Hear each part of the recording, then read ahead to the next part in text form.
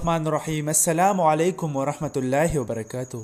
عزتمندو کتونکو زم بلال حمزہ او تاسو ګورئ جرار ټیکنیکل چینل. کتونکو په دې ویډیو کې به ان شاء الله موږ دا زده کړه کوو چې WAV والا فارمیټ کوم آډیو وي، یعنی لیکسز آډیو ایډیټینګ کې موږ چې کله آډیو جوړ کو نو په هغه mp3 فایل کې نه سیو کیږي.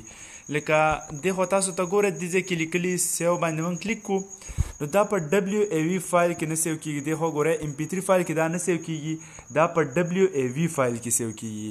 او دا آډیو لیګل مشکل وي، د دې MBزم سیواوي، دا کاین ماستر ته اپلوډ کیږي نه، داسې نور د ویډیو ایډیټینګ سافټویر ته دا فارمیټ نه اپلوډ کیږي.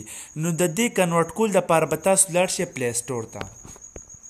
کتونکو تاسو به پلی سټور ته لاړ شئ او هلته کې به ولیکئ ویو ټو mp3. ټیک شو، ډېر اسانه طریقه ده، سمپل. سوري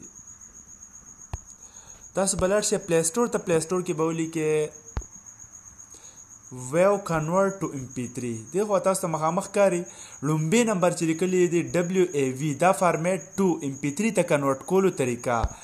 دا سمپل د دې لپاره کوو که چا زموږ رستنی ویډیو نه کتلې نو هغه بالکل دا ویډیو مه ګورئ. تاسو لومبي لاړ شئ خپل موبایل کې د سټوډیو رنګ ریکارډ جوړولو طریقه زده کړئ، اینه بعد راشئ دا اپلیکیشن بیا کولاو کړئ او د دې چل زده کړئ.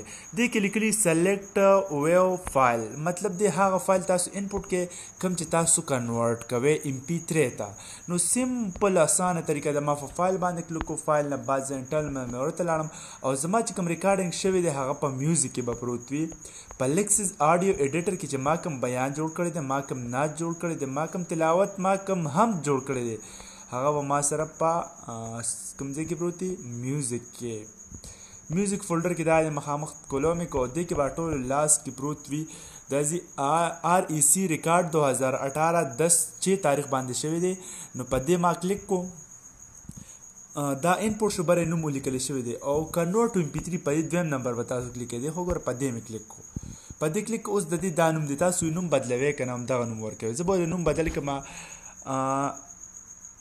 د به نوم ورکړم او مې ولا ورکو او دې ځای کې به سیو کېږي. ټیک شو، میوزیک فولډر کې به سیو کېږي. نو په ټیک نشان باندې مې کلیک کو نو د دې به اوس کنورټینګ روان شو. دی خو ګوره تاسو ته لوډینګ دی کې روان دی، بره لیکلي 31 KB او دې کې 2 سیکنډ وشو. دا چې کله سر ته ورسي 6% 7% نو دا به موږ ته mp3 ته کنورټ شي. تاسو ته بالکل مخامخ زه اوس په همدې میوزیک فولډر کې په 000 باندې دا او باندې شو کوم. دی خو ګوره مخامخ اوس ورته راځو.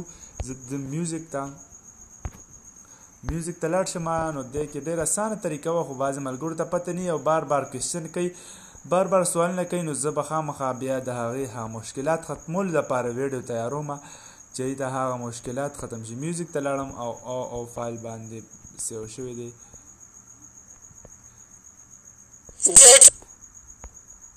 سوري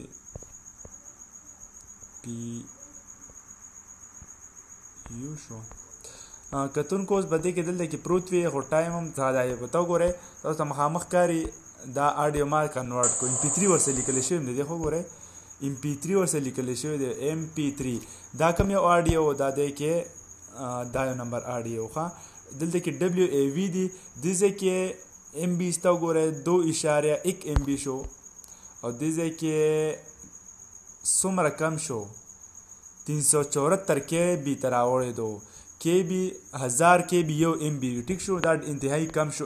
زیم کم ونیولو او کنورټ هم شو. اوس هر چاته لیږلی هم شي، هر یو سافټویر ته هم انټر کولی شي او هر څه ورسره کولی شي. نو مینهوالو امید لرم دا وړه غونتې ویډیو مې در سره شیر کوله. ما دغه مشکلات بس ملګرو ته راغلي دا هغې حل کېدو دپاره. نو مینهوالو زموږ چینل ضرور سبسکرایب کړئ. د روان ویډیو پر مال اجازت راکړئ. د الله په امان.